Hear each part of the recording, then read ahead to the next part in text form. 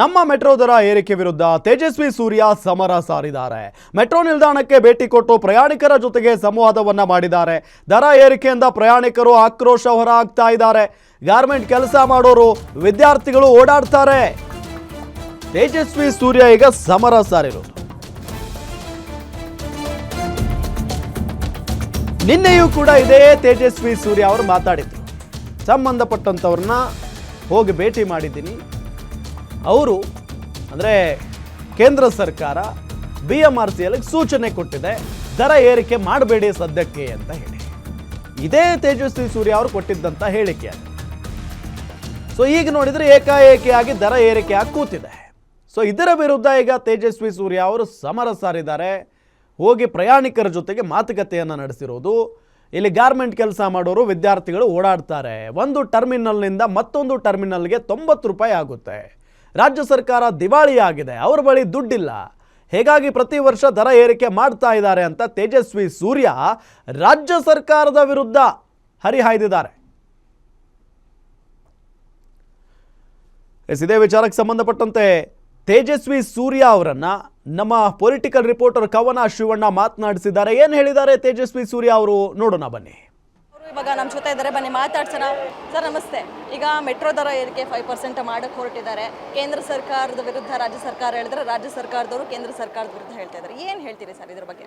Madam, ಇದಕ್ಕೆ ನನಗೆ ಉತ್ತರ ಕೊಟ್ಟು ಸಾಕಾಗಿದ್ದರಿಂದ ಸತ್ಯ ಜನ ಗೊತ್ತಾಗಲಿ ಅಂತ ಹೇಳಿ ರಾಜ್ಯ ಸರ್ಕಾರ ದರ ಏರಿಕೆ ಮಾಡಿ ಅಂತ ಫೇರ್ ಫಿಕ್ಸೇಷನ್ ಕಮಿಟಿ ಎದುರುಗಡೆ ಮಾಡಿದಂಥ ಆರ್ಗ್ಯುಮೆಂಟನ್ನೇ ಟಿ ಶರ್ಟಿಗೆ ಪ್ರಿಂಟ್ ಹಾಕೊಂಬಂದ್ಬಿಟ್ಟಿದ್ದೀನಿ.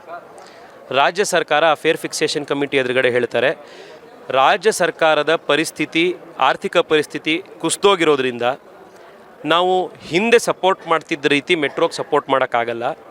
ಆ ಕಾರಣಕ್ಕೋಸ್ಕರ ದರ ಏರಿಕೆ ಮಾಡಿ, 1 ವರ್ಷ ಅಲ್ಲ ಪ್ರತಿ ವರ್ಷ ದರ ಏರಿಕೆ ಮಾಡಿ ಅಂತ ರಾಜ್ಯ ಸರ್ಕಾರ ಕೇಳ್ತಾರೆ. ಇದು ರಾಜ್ಯ ಸರ್ಕಾರ ಮಾಡಿರೋ ಆರ್ಗ್ಯುಮೆಂಟ್. ಇದು ದರ ಏರಿಕೆ ಮಾಡಿ ಅನ್ನೋ ಪ್ರಾಸೆಸ್ ಶುರು ಮಾಡಿದ ರಾಜ್ಯ ಸರ್ಕಾರ. 1 ವರ್ಷ ಅಲ್ಲ ಪ್ರತಿ ವರ್ಷ ಜಾಸ್ತಿ ಮಾಡಿ ಅಂತ ಕೇಳಿದ ರಾಜ್ಯ ಸರ್ಕಾರ. ಇದು ಸ್ಪಷ್ಟ ಆಗೋಗಿದೆ, ಜನಕ್ಕಷ್ಟು ಗೊತ್ತಿದೆ. ರಾಜ್ಯ ಸರ್ಕಾರ ಇದಕ್ಕೆ ಎಷ್ಟೇ ಸುಳ್ಳು ಹೇಳಿದ್ರು ಕೂಡ ಜನ ನಂಬುವಂಥ ಸ್ಥಿತಿಯಲ್ಲಿಲ್ಲ. ಸತ್ಯ ಏನು ಅನ್ನೋದು ಗೊತ್ತಾಗಿದೆ. ಸರ್, ಇವತ್ತು ಸಂವಾದವನ್ನು ನಡೆಸಿದ್ರಿ, ಜನರು ಅಲ್ಲಿ ತೋಡ್ಕೊಳ್ತಾ ಇದ್ರು. ಅಂದರೆ ಬೇರೆ ರಾಜ್ಯಗಳಿಗೆ ಹೋಲಿಸ್ಕೊಂಡ್ರೆ ಬೆಂಗಳೂರಲ್ಲಿ ಅತಿ ಹೆಚ್ಚು ಕಾಸ್ಟ್ ಇರುವಂಥದ್ದು ಮೆಟ್ರೋ ಟಿಕೆಟು. ಸೊ ಹೀಗಾಗಿ PGಗೆ ಹಣ ಕಟ್ಟೋಕ್ಕಿಲ್ಲ ಅಂತ ಒಬ್ಬ ಸಂಸದರ ಮುಂದೆ ಅಂದರೆ ನಿಮ್ಮ ಹತ್ರನೇ ಹೇಳ್ಕೊಂಡ್ರು. ಇದ್ರ ಬಗ್ಗೆ ಏನು ಹೇಳ್ತೀರಿ ಅಂತ? ಮೇಡಮ್, ಸ್ಥಿತಿ ಹಾಗಾಗಿದೆ. ಎಲ್ರಿಗೂ ಏನು ಕೋಟ್ಯಾಂತರ ರೂಪಾಯಿ ಸಂಬಳ ಬರಲ್ಲ ಬೆಂಗಳೂರಿನಲ್ಲಿ. ಸಾಮಾನ್ಯ ಜನ ಮೆಟ್ರೋದಲ್ಲಿ ಓಡಾಡ್ತಾರೆ. ಒಂದು ವೇ ಅವರಿಗೆ 1 ವೇ ಟ್ರಿಪ್ಪು 90 ರೂಪಾಯಿ 95 ರೂಪಾಯಿ ಆಗುತ್ತೆ ಅನ್ನೋದಾದರೆ ದಿನಕ್ಕೆ 350-400 ರೂಪಾಯಿ ಮೆಟ್ರೋ ಖರ್ಚು ಮಾಡಿಕೊಂಡು ಅವ್ರು ಬರೋ ಸಂಬಳದ 50% ಬರೀ ಮೆಟ್ರೋ ಖರ್ಚು ಮಾಡೋಕ್ಕಾಗತ್ತಾ? PGಗೆ ದುಡ್ಡು ಕಟ್ಟಕ್ಕೆ ಉಳಿತಾ ಇಲ್ಲ ಅಂತ ಒಬ್ಬರು ಸಿಸ್ಟರ್ ಹೇಳಿದ್ರು. ಇದು ಸ್ಥಿತಿಯಾಗಿದೆ. ರಾಜ್ಯ ಸರ್ಕಾರ ಇದನ್ನು 100% ಅದನ್ನು ಅರ್ಥ ಮಾಡಿಕೊಂಡು ಪರಿಗಣಿಸಬೇಕಿದೆ. ಈಗ ಸರ್, ನಾಳೆ ಒಂದು ಮೆಟ್ರೋ ಟಿಕೆಟ್ ದರ ಏರಿಕೆ ಆಗುತ್ತಾ ಇಲ್ವಾ ಅನ್ನುವಂಥದ್ದು ನಮಗೂ ಸಹ, ಅದೇ ರೀತಿಯಾಗಿ ಸಾರ್ವಜನಿಕರಿಗೂ ಸಹ ಡೌಟ್ ಇರುವಂಥದ್ದು. ಮೇಡಮ್, ಕೇಂದ್ರದಿಂದ ಸೂಚನೆ ಕೊಟ್ಟಿದ್ದಾರೆ. ರಾಜ್ಯ, ಏಕೆಂದರೆ ಇದರಲ್ಲಿ ಅವ್ರದ್ದು 50% ಪಾತ್ರ ಇರೋದ್ರಿಂದ ರಾಜ್ಯ ಕೂಡ ಇದ್ರ ವಿರುದ್ಧ ನಾವು ಧ್ವನಿ ಎತ್ತುತ್ತೀವಿ ಅನ್ನೋದಿದ್ರೆ ರಾಜ್ಯದ ಮುಖ್ಯಮಂತ್ರಿಗಳು, ಉಪಮುಖ್ಯಮಂತ್ರಿಗಳು ಅವರು ಸೂಚನೆ ಕೊಡಲಿ. ಕೇಂದ್ರದ ಸಚಿವರು ಹೇಳಿದ ಮೇಲೂ ಜಾಸ್ತಿ ಮಾಡ್ತಾರೆ ಅಂತಂದರೆ ಇದು ಇವ್ರ ಕಾರಣಕ್ಕೋಸ್ಕರನೇ ಜಾಸ್ತಿ ಆಗಿರೋದು ಅಂತ ಅರ್ಥ ಆಗುತ್ತೆ, ಇನ್ನೂ ಸ್ಪಷ್ಟ ಆಗೋಗುತ್ತೆ. ಸರ್, ಒಂದ್ ಕಡೆ ಕೇಂದ್ರ ಸರ್ಕಾರ ರಾಜ್ಯ ಸರ್ಕಾರ ಅಂತಾರೆ, ರಾಜ್ಯ ಸರ್ಕಾರ ಕೇಂದ್ರ ಸರ್ಕಾರ ಅಂತಾರೆ. ಇದೆರಡರ ನಡುವೆ ಸರ್ ಒಂದು ನಿಮಿಷ, ಇದೆರಡರ ನಡುವೆ ಬಡವಾಗ್ತಾ ಇರುವಂತವರು ಜನರು. ಇದ್ರ ಬಗ್ಗೆ ಏನು ಹೇಳ್ತೀರಿ ಅಂತ? ಇದು ಈ ಡ್ರಾಮಾ ಬಯಲಾಗಬೇಕು. ಅದು ಇವಾಗ ಬಯಲಾಗ್ತಾ ಇದೆ.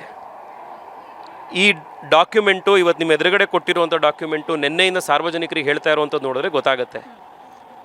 ಇದರಲ್ಲಿ ಇನ್ನು ಮುಂದೆ ಇದು ಕೇಂದ್ರನ ಬ್ಲೇಮ್ ಮಾಡೋದಕ್ಕೆ ಅವ್ರು ಆಗಲ್ಲ. ಅವರು ಈ ಸುಳ್ಳು ಹೇಳೋದು ನಿಲ್ಲಿಸಲಿ, ಡ್ರಾಮಾ ನಿಲ್ಲಿಸಲಿ.